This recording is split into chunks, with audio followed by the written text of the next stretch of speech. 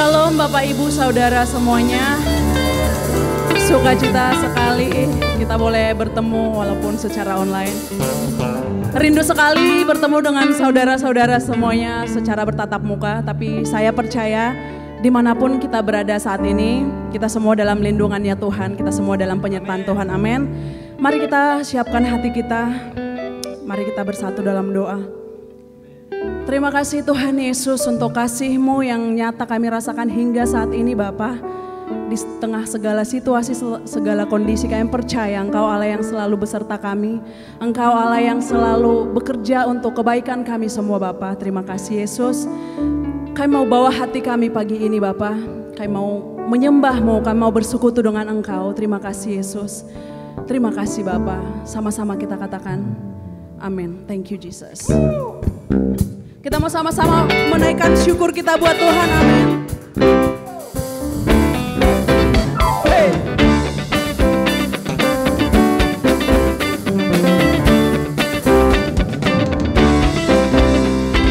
Terima sukacita surga, itulah kekuatan bagi jiwa. Ku dapat rasakan kasih-Nya di tengah badai yang bergelora. Terima sukacita surga, itulah kekuatan bagi jiwa. Ku dapat saksikan kuasa-Nya, taklukkan badai yang bergelora. Haleluya, Kau ada dalam hatiku, patah semangatku, takkan hilang kekuatanku. Haleluya, ku mau bersorak bagimu, sukacita surga nyata penuhiku. Oh yeah.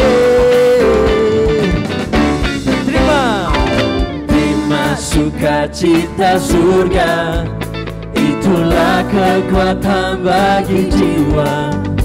Ku dapat rasakan kasih-Nya di tengah badai yang bergelora. Terima sukacita surga, itulah kekuatan bagi jiwa. Ku dapat saksikan kuasa-Nya, taklukkan badai yang bergelora. Haleluya, Kau ada dalam hatiku, takkan patah semangatku, takkan hilang kekuatanku. Haleluya, ku mau bersorak bagimu, sukacita surga nyata penuhiku.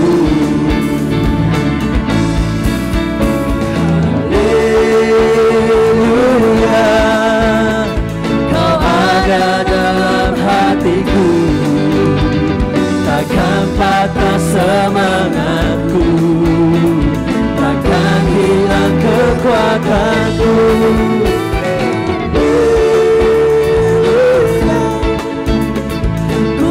Bersorak bagimu, sukacita, sukacita surga nyata penuhiku.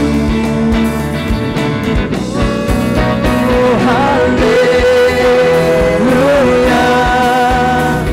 Kau ada dalam hatiku, takkan patah semangatku, takkan hilang kekuatan. Haleluya,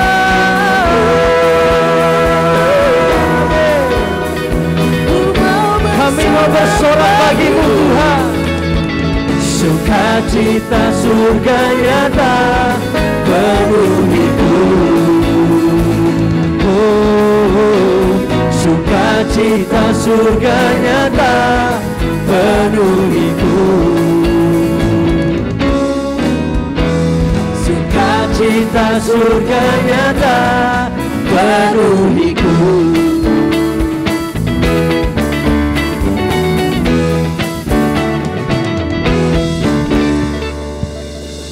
Berikan sorak-sorai paling meriah buat Tuhan. Haleluya, haleluya, haleluya. Terima kasih Tuhan Yesus. Terima kasih Tuhan, terima kasih. Engkau sungguh baik buat setiap kami. Engkau sungguh baik buat setiap kami Tuhan. Engkau sungguh baik buat setiap kami. Kami rasakan kehadiran-Mu di tengah-tengah setiap kami saat ini Tuhan. Dimanapun kami berada, dimanapun kami saat ini Tuhan, yang sedang menonton, yang sedang beribadah live streaming ini Tuhan. Kami percaya Tuhan Engkau hadir, Engkau jamah setiap kami. Engkau hadir, Engkau jamah setiap kami Tuhan Yesus. Terima kasih Bapa, terima kasih Tuhan. Engkaulah kekuatan setiap kami. Engkaulah kekuatan setiap kami Tuhan. Walaupun saat ini dunia sedang bergoncang Tuhan. Walaupun saat ini Tuhan keadaan sedang tidak baik. Tapi kami percaya di dalam Engkau. Kami percaya di dalam Engkau ada harapan. Kami percaya di dalam Engkau ada keselamatan Tuhan. Kami sungguh percaya Tuhan. Kami sungguh percaya Tuhan.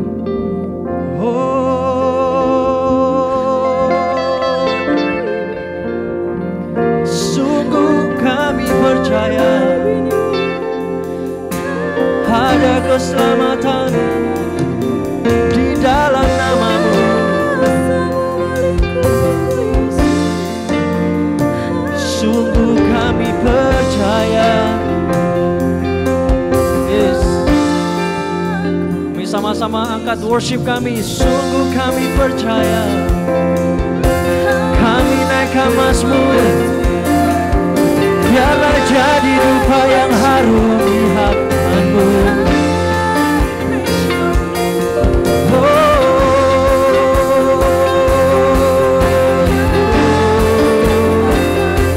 Haleluya.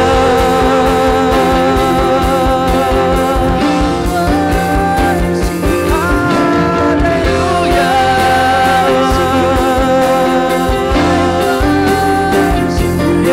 Kami percaya di saat ini surga bersorak-sorai. Surga bersorak-sorai Tuhan. Dan di saat pujian penyembahan dinaikkan, ada breakthrough, ada kesembuhan terjadi. Yes. Kami percaya Tuhan, kami sungguh percaya Tuhan. Kami sungguh percaya, we believe in you God. We believe in you God. Terima kasih Tuhan. Tiada pernah ku ragukan kasih setia-Mu ya Tuhan. Amin. Setiap waktu dalam hidupku tak pernah Kau tinggalkan. Meski langit tanpa surat, awan gelap pun menghadap. Hadapi badai, lewati gelombang, tak pernah Kau tinggalkan diriku.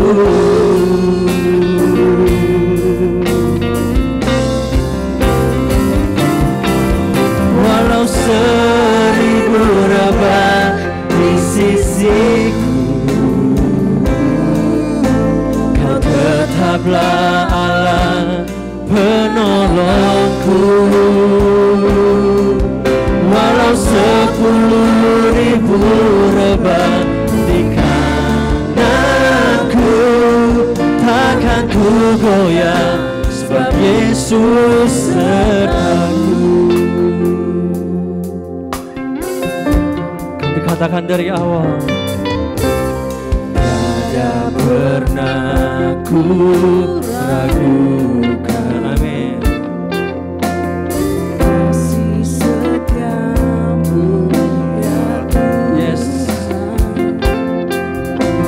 Setiap waktu dalam hidupku tak pernah kau tinggalkan.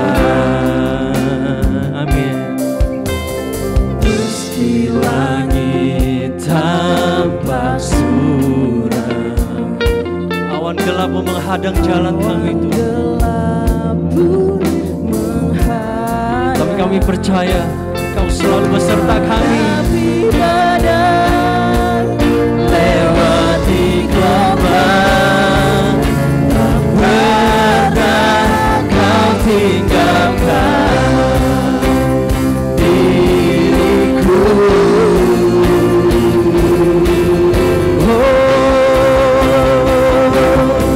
Walau seribu rebah di sisiku, Kau tetaplah Allah penolongku. Amin. Walau 10.000 rebah di kananku, takkan ku goyah, sebab Yesus sertaku. Walau 1000 rebah di sisiku,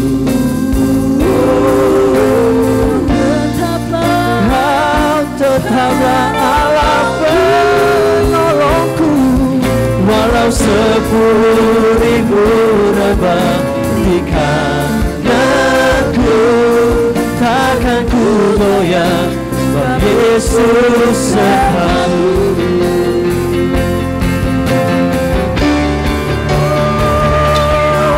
Walau 1000 rebah di sisiku, tetaplah Allah penolongku. Walau 10.000 rebah di kananku, takkan ku goyah, sebab Yesus sertaku. Takkan ku goyah, sebab Yesus sertaku. Takkan ku goyah, sebab Yesus sertaku.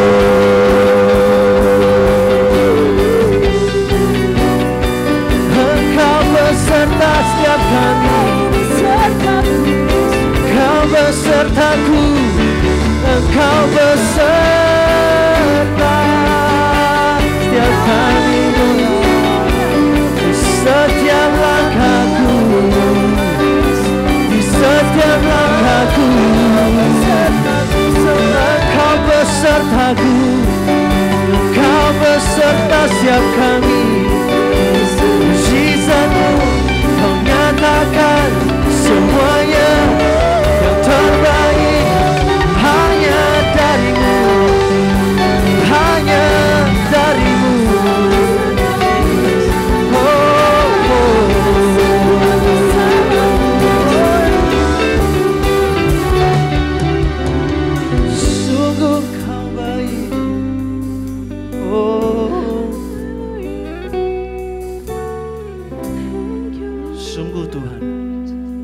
Kami kuat karena Engkau Tuhan. Kami kuat karena Engkau yang menguatkan setiap kami. Terima kasih Bapa, terima kasih Tuhan Yesus. Terima kasih Tuhan. Terima kasih Tuhan. Serahkan pengharapan kami, segalanya di dalam tangan-Mu. Dalam nama-Mu kami berdoa. Haleluya. Amin. Shalom Bapak Ibu semuanya, Happy Sunday.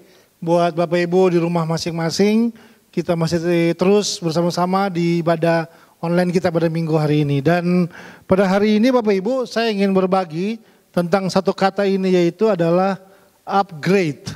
Atau bagaimana kita bisa tetap bertumbuh dalam setiap kehidupan kita. Saya akan membacakan sebuah ayat dalam kitab Mazmur pasalnya ke-92, ayatnya yang ke-13 atau ke-12. Kalau saya tidak salah, firman Tuhan berkata seperti ini Bapak Ibu. Orang benar akan bertunas seperti pohon korma, akan tumbuh subur seperti pohon aras di Lebanon. Mereka yang ditanam di bait Tuhan akan bertunas di pelataran Allah kita. Pada masa tua pun mereka masih berbuah, menjadi gemuk dan segar. Untuk memberitakan bahwa Tuhan itu benar, bahwa Ia gunung batuku dan tidak ada kecurangan daripadanya. Nah, firman Tuhan berkata bahwa orang benar itu dia seperti dikatakan seperti pohon korma Bapak Ibu. Ini adalah sebuah istilah yang sudah sering banyak dikhotbahkan. Bahkan kalau Anda mencoba searching di khotbah-khotbah saya yang dulu sebelumnya, saya juga pernah membahas tentang ayat ini, di mana bahwa orang benar dia dikatakan bisa hidup bertunas seperti pohon korma. Nah, saya nggak akan banyak bahas lagi, tapi intinya saja kenapa firman Tuhan berkata bahwa orang benar itu hidup seperti pohon korma, atau orang benar akan bertunas seperti pohon korma. Tuhan memakai istilah bahwa orang benar itu diumpamakan seperti pohon korma. Nah, kenapa pohon korma sederhana? Pohon korma adalah salah satu pohon, atau saya tidak tahu mungkin satu-satunya pohon yang dapat bertumbuh bahkan di tanah yang paling kering sekalipun. Kalau Anda lihat di padang gurun yang tandus, padang gurun yang kering dan tidak ada apa-apanya, pohon korma itu bisa bertumbuh di situ. Di padang gurun tidak ada pohon kesukaan kita. Di padang gurun nggak bisa bertumbuh buah-buah kesukaan kita. Tapi pohon korma dia bisa bertumbuh di tempat yang paling sulit sekalipun. Nah, Tuhan memakai terminologi bahwa kita orang benar diumpamakan seperti pohon korma. Artinya kalau pohon korma adalah pohon yang dapat bertumbuh di tempat yang paling kering sekalipun, atau pohon korma adalah pohon yang dapat berbuah bahkan di tempat yang pohon-pohon lain gak bisa bertumbuh di situ. Kalau Anda tanam pohon durian di padang belantara, pasti akan mati Bapak Ibu. Kalau Anda tanam pohon mangga atau pohon jeruk, atau sebutkanlah pohon-pohon lain di mana ada buah-buah kesukaan Anda tanam di tempat yang kering, kerontang seperti di padang gurun, mereka gak bisa bertumbuh dan hidup di situ Bapak Ibu. Tapi pohon korma dikatakan mereka bisa hidup dan bertumbuh di tempat yang paling sekalipun. Nah, artinya berarti orang benar adalah orang-orang yang diciptakan Tuhan untuk dapat bertumbuh bahkan di situasi yang paling gak memungkinkan sekalipun. Jadi hari ini yang saya mau bahas, tidak ada alasan buat kita untuk tidak bertumbuh dalam kehidupan ini. Tidak ada alasan buat kita untuk bilang bahwa kayaknya rohani saya mulai berkurang deh di tengah-tengah situasi ini. Kayaknya hidup saya gak kemana-mana deh di tengah keadaan seperti ini. Kita tidak bisa memakai alasan apapun untuk bilang tidak bertumbuh dalam kehidupan ini Bapak Ibu. Bahkan di tengah-tengah situasi seperti ini, di saat kita gak bisa berkumpul bersama-sama di sini, kita dibatasi oleh situasi di mana kita gak boleh bertemu, ada social distancing, ada bahaya virus yang lagi menyerang. Tetap saya belajar bahwa di tengah-tengah pandemik atau situasi apapun yang terjadi, tetap tidak bisa menjadi alasan untuk kita tidak bertumbuh dalam kehidupan ini. Karena firman Tuhan berkata, orang benar, Anda dan saya itu akan bertunas seperti pohon korma yang dapat bertumbuh di tengah situasi yang paling gak memungkinkan sekalipun, kita bisa bertumbuh di sana. So hari ini dimanapun kita berada Bapak Ibu, apapun yang sedang menjadi kondisi dalam kehidupan kita, yuk tetap bertumbuh dalam hidup ini. Tetaplah percaya bahwa kita gak bisa memakai alasan, tapi kan lagi begini situasinya Pak. Kondisinya gak memungkinkan Pak.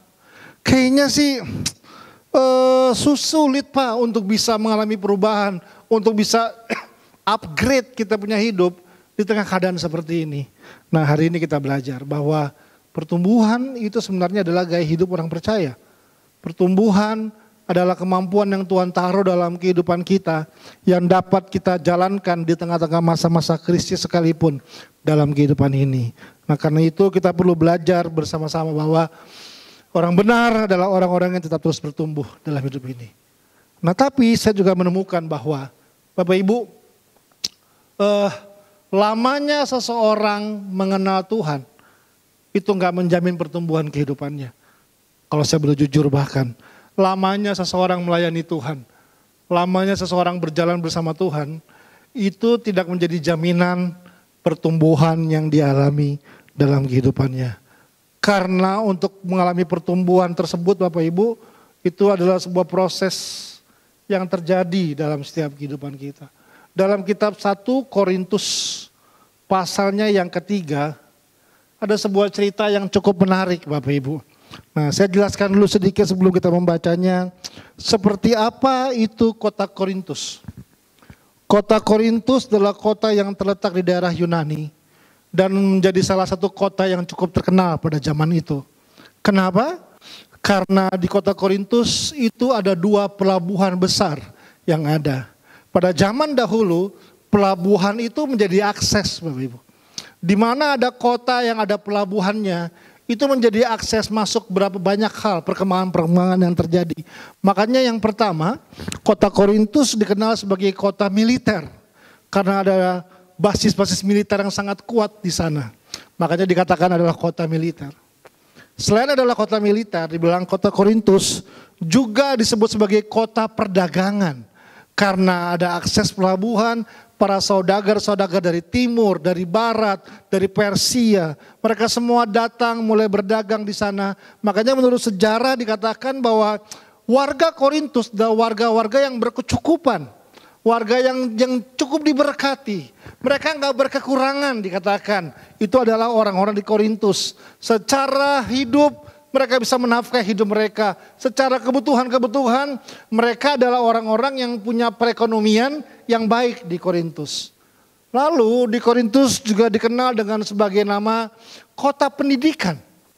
Karena para filsuf-filsuf, para pengajar dari Yunani, dari semua daerah, mereka datang ke sana, membuat kelas, mengajar orang-orang di sana.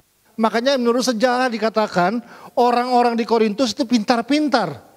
Orang-orang di Korintus adalah orang-orang yang terpelajar. Orang-orang di Korintus adalah orang-orang yang berkecukupan. Mereka punya perekonomian yang baik, mereka punya keamanan yang baik, mereka punya kehidupan yang baik, mereka punya pengetahuan dan adalah orang-orang yang cukup terpelajar. Itulah orang-orang di Korintus. Nah bahkan Alkitab bilang tentang jemaat di Korintus, dikatakan jemaat yang penuh dengan karunia-karunia. Itu yang dikatakan oleh Alkitab tentang jemaat di Korintus. Nah satu kali Paulus datang ke Korintus dan dia bilang begini. Dalam kitab 1 Korintus pasal yang ketiga. Dikatakan seperti ini. Dan aku saudara-saudara pada waktu itu tidak dapat berbicara dengan kamu seperti dengan manusia rohani. Tetapi hanya dengan manusia duniawi yang belum dewasa. Itu kata Paulus dalam Kristus. Susulah yang kuberikan kepadamu, bukanlah makanan keras, sebab kamu belum dapat menerimanya. Nah Paulus bilang begini, hai jemaat di Korintus, pada waktu itu, nah saya mencoba mempelajarinya, beberapa catatan literasi sejarah mencatat, kata pada waktu itu mengarah kepada beberapa waktu. Ada yang bilang kira-kira 5 tahun sebelumnya, ada yang bilang juga kira-kira 7 tahun sebelumnya. Ya berarti kalau saya ambil rata-rata kita taruh di tengah-tengahnya lah. Let's say kira-kira 6 tahun sebelumnya. Jadi ini yang Paulus bilang. Hei orang-orang di Korintus, bahwa pada waktu itu atau pada waktu kira-kira 6 tahun yang lalu atau 5 sampai 7 tahun yang lalu, waktu saya datang kepada kalian, saya tidak bisa berbicara sama kalian. Paulus bilang begini, kita nggak nyambung. Waktu saya pertama kali bicara sama kalian, yang saya bicara perkara-perkara rohani, yang kalian pikirkan perkara-perkara duniawi. Itu kata Paulus. Dikatakan, karena kalian belum dewasa, Paulus bahkan terang-terangan bilang, waktu pertama kali saya ketemu kalian, 6 tahun yang lalu kira-kira, kalian belum dewasa. Karena saya coba tawarkan ide-ide pikiran rohani atau perkara-perkara yang di atas, kalian masih sibuk dengan perkara-perkara yang di bawah. Kalian masih sibuk membahas hal-hal yang duniawi, dikatakan. Susulah yang bisa saya berikan sama kalian. Saya nggak bisa kasih makanan keras sama kalian. Karena kalau saya kasih makanan keras, kalian gak bisa terima, itu kata Paulus. Tapi hanya bisa diberikan susu, makanan-makanan yang ringan. Kalian gak bisa ditegur, gak bisa didisiplin. Kalian gak siap untuk hal-hal yang keras. Itu yang Paulus bilang. Pada waktu 6 tahun lalu, saya datang sama kalian, saya tawarkan ide-ide yang besar. Saya tawarkan perkara-perkara rohani, kalian sulit menerimanya. Karena kalian masih sibuk dengan perkara-perkara duniawi. Saya coba beri makanan keras, kalian gak bisa menerimanya. Karena kalian hanya bisa menerima susu-susu saja dalam hidup kalian. Itu kata Paulus. Lalu ayat selanjutnya bilang begini. Dan sekarang pun kamu belum dapat menerimanya. Wow. Jadi saya ulang. Paulus bilang begini kepada orang-orang di Korintus. 6 tahun lalu saya datang sama kalian. Coba tawarkan ide-ide rohani. Ide-ide yang perkara-perkara di atas. Kalian gak bisa terima. Kalian hanya bisa terima susu. Kalian tidak siap terima makanan keras.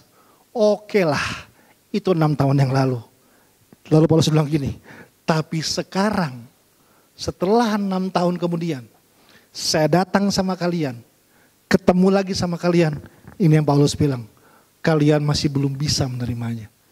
Bayangkan, sudah 6 tahun mereka menerima tentang kebenaran. Di situ saya punya sebuah kesimpulan. Lamanya seseorang berjalan mengiringi Kristus, tidak bisa menjamin pertumbuhannya.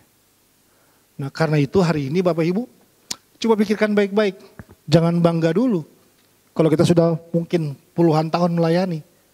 Jangan bangga dulu dengan titel-titel rohani yang kita punya.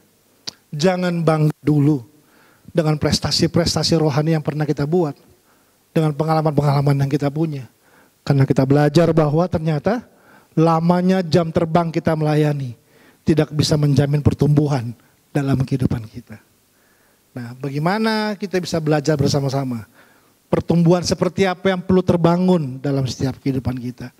Nah, saya akan memulainya di sini.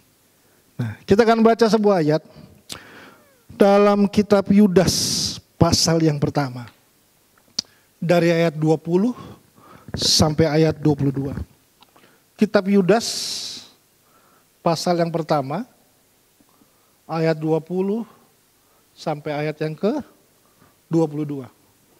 Demikianlah firman Tuhan.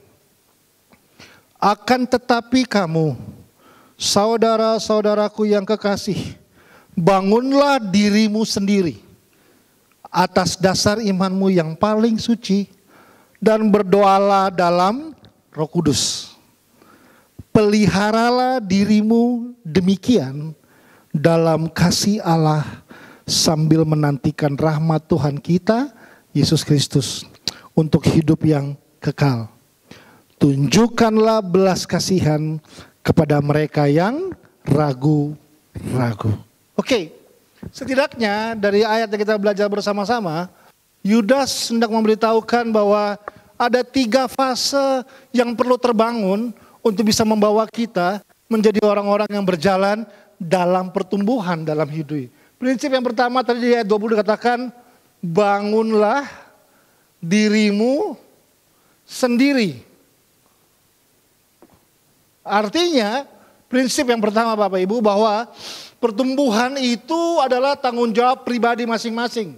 Bukan tanggung jawab orang lain. Bahwa pertumbuhan kita bukan tanggung jawab pemimpin kita.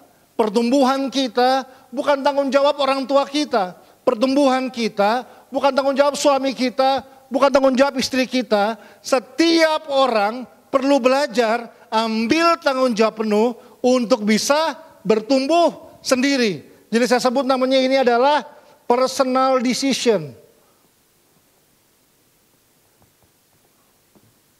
Bahwa pertumbuhan itu adalah tanggung jawab personal pribadi kita.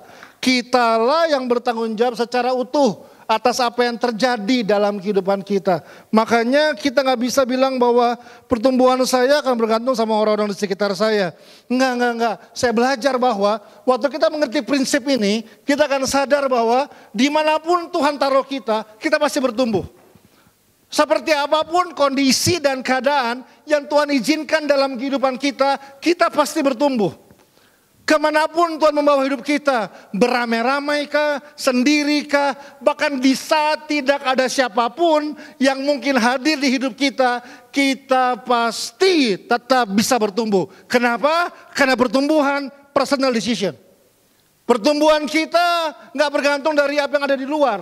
Jadi pertumbuhan kita dimulai dari pribadi kita memutuskan, saya akan bertumbuh. Apapun yang terjadi sama kehidupan saya akan bertumbuh dalam kehidupan ini. Makanya ini yang kita perlu bangun bersama-sama.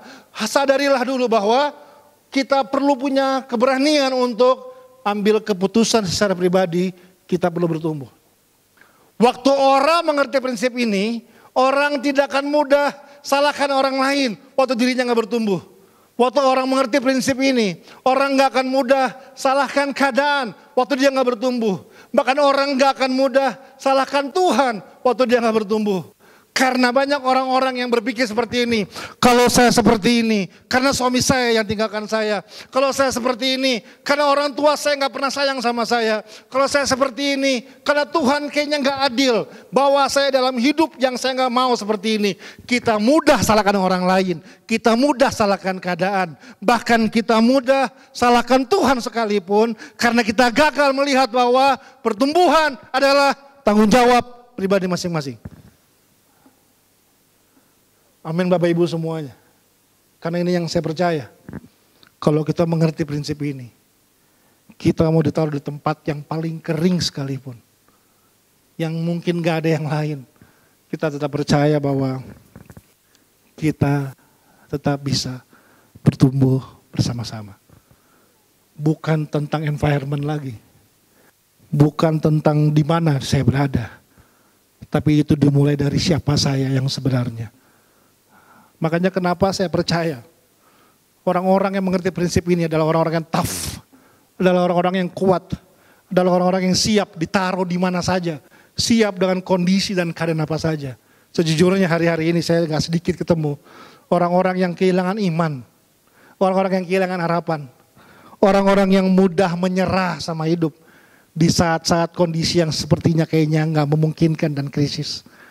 Tapi saya belajar waktu kita terbiasa membangun kemampuan bahwa pertumbuhan ini adalah keputusan pribadi. Kita akan jadi orang-orang yang sadar bahwa sayalah yang perlu bertumbuh dalam kehidupan ini. Sayalah yang ambil tanggung jawab penuh atas pertumbuhan dalam kehidupan saya. Karena kalau enggak, Bapak Ibu ya, orang akan mudah salahkan orang lain. Kalau saya nggak berubah, kalau ini nggak terjadi, mari kita anggaplah ini adalah hal yang kita harapkan terjadi sama kehidupan kita. Tapi kadang-kadang kita belajar bahwa saya nggak bisa dapat ini karena kondisi saya. Saya nggak bisa dapat ini karena saya ada di keluarga yang berantakan. Karena orang tua saya nggak sayang sama saya. Karena Tuhan nggak adil sama saya. Kita akan jadi orang yang terbiasa salahkan orang lain, salahkan keadaan, salahkan Tuhan. Padahal sebenarnya kita perlu belajar bahwa kitalah yang memutuskan kita akan jadi orang seperti apa. Nah karena itu yang saya belajar bahwa fokuslah sama pertumbuhan. Pernah belajar ini Bapak Ibu ya? Namanya adalah COE, The Circle of Excellence. Karena kita belajar bahwa kadang-kadang dalam hal ya, ada yang kita bisa lakukan atau dalam kontrol kita, ada yang di luar kontrol kita. I can control, ada yang I cannot control. Contohnya misalnya, saya langsung contoh yang paling parah. COVID-19. Bisakah kita kontrol ini? Gak bisa. Bisakah kita rubah ini? Bukan saya bilang nggak bisa. Tapi jujur ini di luar kendali kita. Di luar kemampuan kita. Tapi bagaimana kita bisa punya bagian penting dalam perubahan ini? Fokusnya bukan kepada apa yang kita nggak bisa, tapi apa yang kita bisa. Apa yang kita bisa? Saya bisa tinggal di rumah selama ini. Saya bisa pakai masker kalau saya keluar. Saya bisa gak berhubungan dengan orang-orang banyak terlebih dahulu. Saya bisa jaga kesehatan saya. Saya bisa berjemur setiap hari. Saya bisa makan makanan yang sehat. Saya bisa ambil waktu baca Alkitab, ambil waktu bertumbuh, baca firman Tuhan, merenungkan firman Tuhan, memuji Dia. Saya bisa melakukannya. Daripada kita fokus dengan apa yang kita gak bisa kontrol, dan apa yang kita gak bisa lakukan, mari kita mulai dari apa yang saya lakukan. Itu yang saya sebut namanya adalah kita perlu belajar take responsibility atau ambil tanggung jawab dari apa yang kita bisa lakukan. Coba masing-masing di rumah nanti mulai lihat. Latih untuk bisa buat the circle of excellence ini Bapak Ibu. Coba tulis apa yang kita nggak bisa kontrol dan apa yang kita bisa kontrol. Perkataan orang lain buat Anda nggak bisa kontrol. Fitnah yang Anda terima, Anda nggak bisa kontrol. Dimaki-maki sama pemimpin, Anda nggak bisa kontrol. Konflik sama orang lain, Anda nggak bisa kontrol. Tapi Anda bisa kontrol, saya bisa kontrol untuk saya latih untuk sabar sama hidup. Saya bisa menjadi orang yang melihat secara objektif dari dua sisi apa yang terjadi. Saya bisa melatih untuk mengucapkan berkat di tengah-tengah situasi yang buruk. Mari fokus sama hal-hal yang kita bisa lakukan. Karena kita sedang belajar untuk ambil tanggung jawab penuh dalam hidup ini. Nah, lalu yang kedua dalam kitab Yudas tadi dikatakan adalah peliharalah dirimu. Dirimu. Nah, ini cukup menarik sekali Bapak Ibu, dan kata pelihara dirimu itu dari kitab Yudas, kalau tadi Anda baca di atasnya dibilang sambil menantikan rahmat Tuhan atau favor dari Tuhan. Artinya adalah saya sebut namanya spiritual intervention. Nah, di tengah-tengah Anda tetap bertanggung jawab sama apa yang sedang Anda bangun. Sebagai seorang ayah, jadilah yang bertanggung jawab. Sebagai seorang pemimpin perusahaan, jadilah pemimpin perusahaan tanggung jawab. Sebagai seorang pemimpin gereja, jadilah pemimpin gereja bertanggung jawab. Sebagai seorang anak, jadilah seorang anak yang bertanggung jawab. Sebagai seorang manajer, jadilah seorang manajer bertanggung jawab. Kita terbiasa ambil tanggung jawab penuh atas apa yang terjadi dalam kehidupan kita. Kita nggak orang-orang yang, saya ulang sedikit, orang-orang yang seperti ini nggak mudah ngeles Bapak Ibu. Nggak dikit-dikit, enggak bukan gua, dia. Nggak dikit-dikit itu kan bukan bagian saya kan bukan ngurus ginian.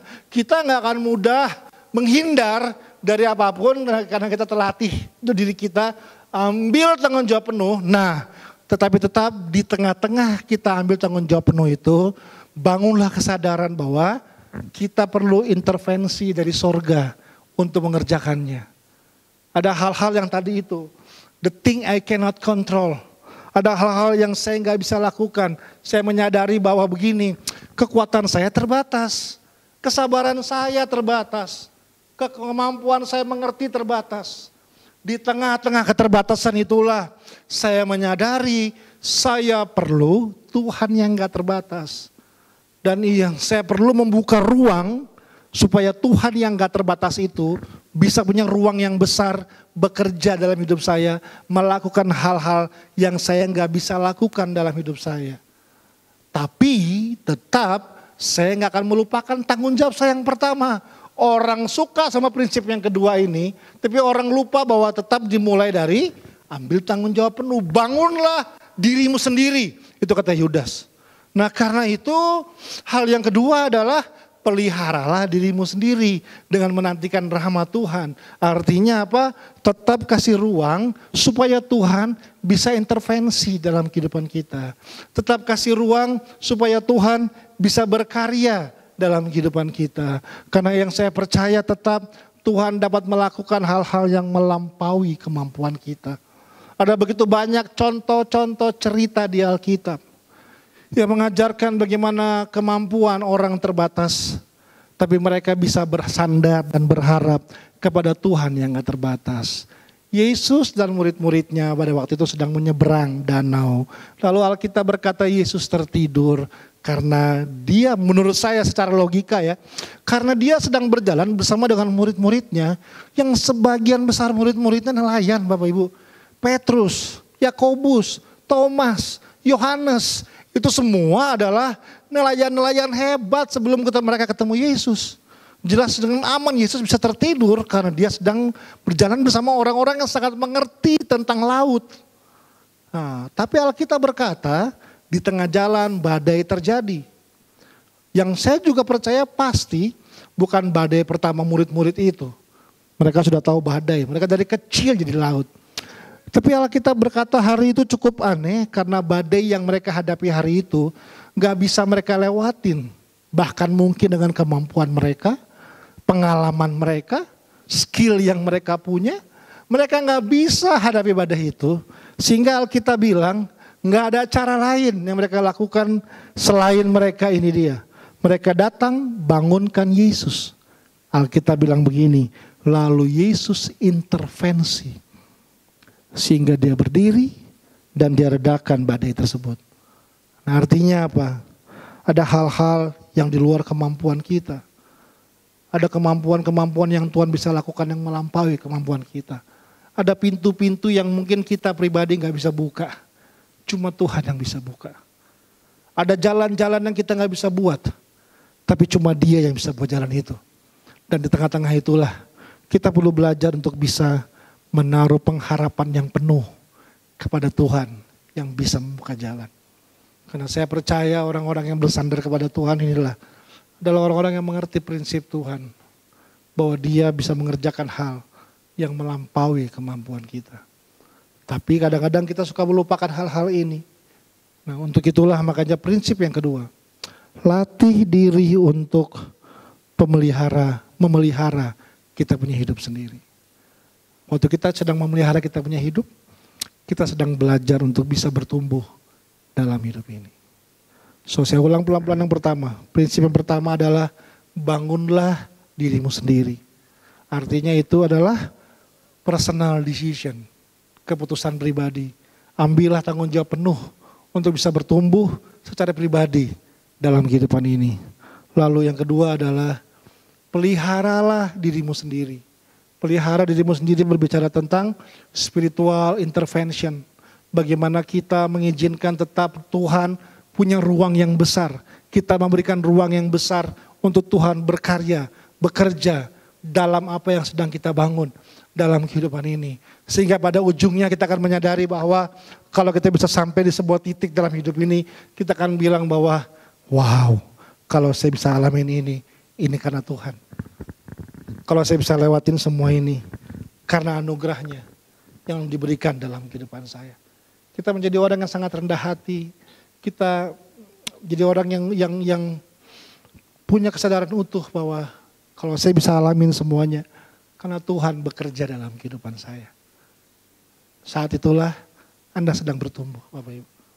Lalu yang ketiga kata Paulus kata Yudas, bangunlah dirimu sendiri, peliharalah dirimu sendiri. Yang ketiga dikatakan adalah dan tunjukkanlah belas kasihan di ayat 22. Kata Paulus lagi, kata Yudas Bapak Ibu. Nah, bicara soal menunjukkan belas kasihan, itu saya sebut namanya adalah making difference. Membawa perubahan. Alkitab berkata, Yudas berkata, tunjukkanlah belas kasihan. Karena ternyata waktu kita menunjukkan belas kasihan, itu sebenarnya kita sedang bertumbuh. Belas kasihan sederhana kan. Definisi belas kasihan adalah semua yang di hatinya Tuhan, Dia mau taruh di hatinya kita. Sehingga kita bisa melihat seperti Tuhan melihat. Kita bisa merasakan seperti apa yang Tuhan rasakan. Kita bisa melakukan seperti apa yang Tuhan lakukan. Saudara percaya bahwa di tangan Tuhan ada mujizat? Saudara percaya bahwa di tangan Tuhan ada pemulihan? Saudara percaya bahwa di tangan Tuhan ada kesembuhan? Yes. Tapi permasalahannya adalah sering kita kejar Tuhan, cuma berhenti sampai di tangan Tuhan. Kita jarang kadang-kadang membawa hidup kita masuk sampai jauh ke dalam hatinya Tuhan. Karena waktu kita masuk ke dalam hatinya Tuhan, cuma satu yang kita akan temukan. Namanya adalah manusia. Gereja punya bahasa, namanya adalah jiwa-jiwa. Anak muda punya bahasa, namanya adalah generasi. Karena itu mari izinkan hati Tuhan ditanamkan di hati kita. Sehingga kita bisa melihat hal-hal yang Tuhan bisa lihat. Karena saya belajar bahwa orang-orang yang terbiasa berjalan dalam belas kasihan adalah orang-orang yang terbiasa rela untuk mengizinkan keinginan pribadinya bukan menjadi hal yang utama lagi. Tapi keinginan Tuhan dan orang-orang di sekitarnya itu menjadi keinginan yang utama dalam kehidupannya. Karena hatinya didorong oleh belas kasihan. Makanya kenapa sejujurnya tidak banyak orang yang mau bermain di area ini. Karena waktu kita memasuk ke belas kasihan, ada tembok yang berusaha menghalangi. Saya sebut namanya adalah tembok kebutuhan. Kita akan bilang begini, loh Pak, gini aja. Saya sampai hari ini aja belum ngalamin mujizat. Buat apa saya tolong orang lain? Sampai hari ini aja juga saya nggak pernah ngalamin pertolongan dan jawaban dari Tuhan. Buat apa saya bantu orang lain? Emang cuma dia dong yang punya masalah, itu kan sering kita bilang. Saya juga punya masalah. Saya juga pengen ditolong, buat apa saya tolong orang lain? Nah lalu kadang-kadang kita punya ide yang sangat baik. Kita bilang begini kan, begini aja Pak. Saya berjanji deh, saya bernazar deh. Kalau saya ditolong Tuhan, saya akan buat ini.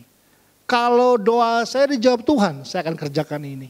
Kalau saya mengalami mujizat, saya akan lakukan ini. Semuanya gak salah menurut saya. Semuanya baik-baik aja. Tapi lihat fokusnya, kalau saya, tentang saya, yang saya mau, yang saya butuh, yang saya inginkan. Semua tentang saya dan saya. Tapi orang yang kayak belas kasihan berpikirnya seperti ini. Meskipun saya punya kebutuhan, tapi saya akan putuskan untuk mendahulukan kebutuhan lain yang jauh lebih besar daripada kebutuhan saya. Nah, Alkitab berkata, tunjukkanlah belas kasihan. Relalah diri kita, jadikanlah hidup kita menjadi orang-orang yang terbiasa untuk dapat membuat perubahan dalam kehidupan ini. Karena waktu kita sedang mengerjakan hidup kita sambil menunjukkan belas kasihan, artinya kita sedang bertumbuh. Belas kasihan perlu objek Bapak Ibu, udah begitu aja. Kita nggak bisa cuma seperti ini Bapak Ibu. Mohon maaf Bapak Ibu ya. Kalau Anda lagi di lampu merah, terus ada mobil Anda berhenti, di sebelahnya ada seorang anak bawa ketipung nyanyi, permisi oh, permisi nyanyi.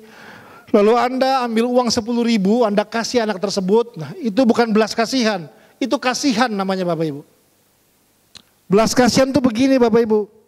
Anda turun dan bereskan masalah anak itu. Itu namanya belas kasihan.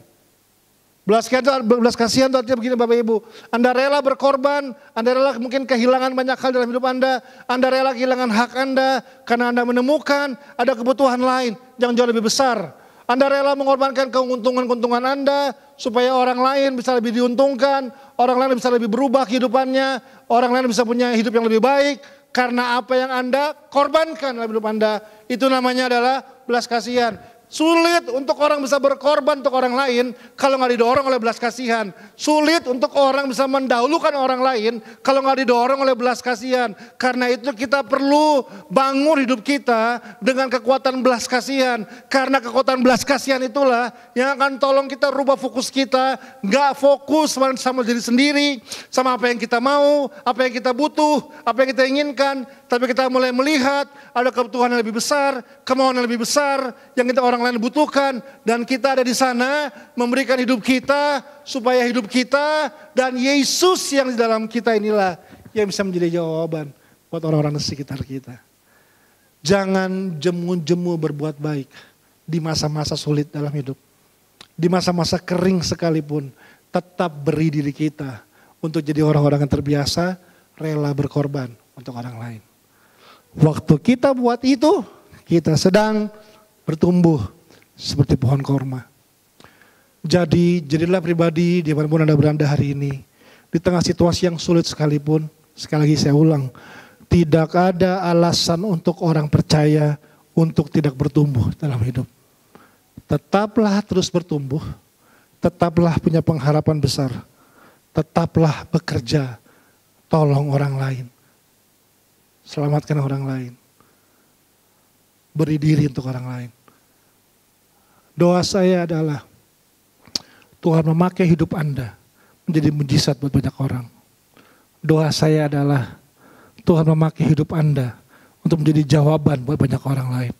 Doa saya adalah Tuhan memakai hidup Anda untuk bisa membawa sebuah perubahan, bahkan mungkin perubahan kecil dalam hidup seseorang.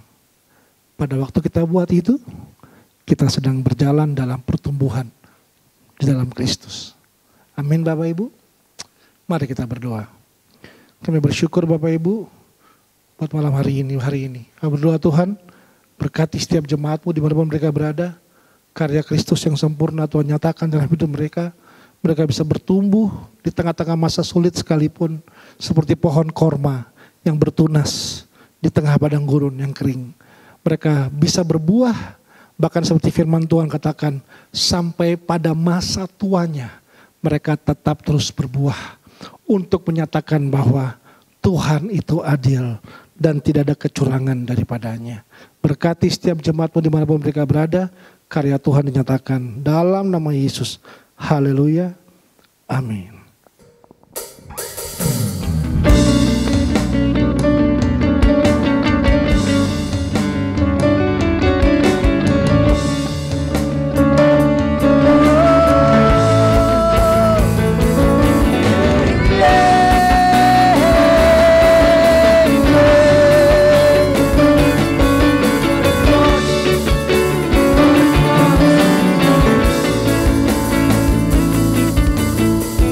Every day I see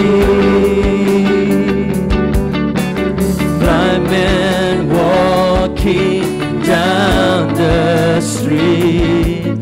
They don't know what to do,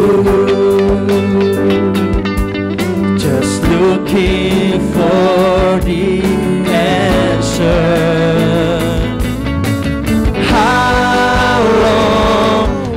Have to wait when there is nobody out there.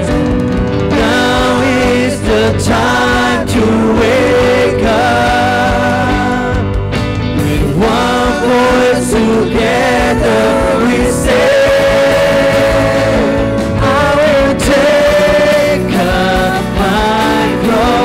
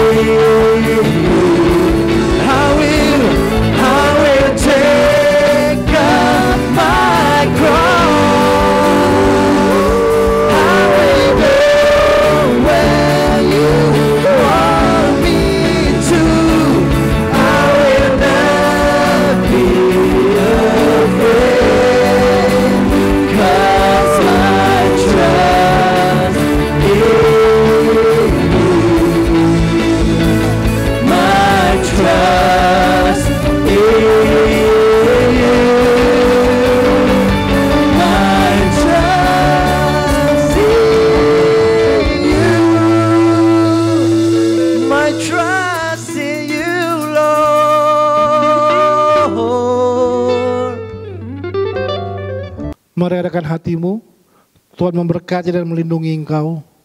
Tuhan menyari kau dengan wajahnya dan memberikan kau kasih karunia. Tuhan menghadapkan wajahnya kepadamu dan memberikan shalom damai sejahtera. Berkat yang terbaik dari Allah Bapa, cinta kasih Yesus Kristus, penyertaan yang sempurna dari Roh Kudus, menyertai seluruh kehidupanmu mulai dari hari ini sampai selama-lamanya. Amin. God bless you.